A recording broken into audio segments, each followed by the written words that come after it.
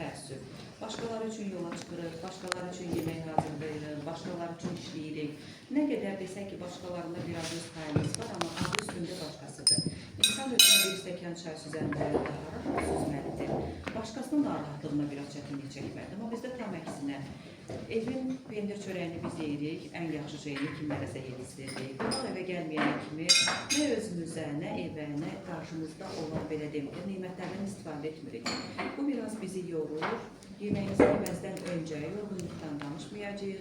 Qəşəng yavaş-yavaş yiyin, söhbətimizə başlayaq və sonra ardınca maraqlı psixoloji oyunlarımız olacaq, meditasiямız olacaq. Ümid edirəm ki, buradan gedəndə, bura gələndə nəyə gətirmişdinizsə qoyub gedəcəksiniz, ən azından bir yarı faizini. Gedəndə də özünüzün müəyyən hissənizi götürüb aparacaqsınız. Sizi özünüzlə tanış olmağa dəvət edirəm və buradan çıxanda deyəcəksiniz. Özümlə tanış olmağa şadam. Başlayalım.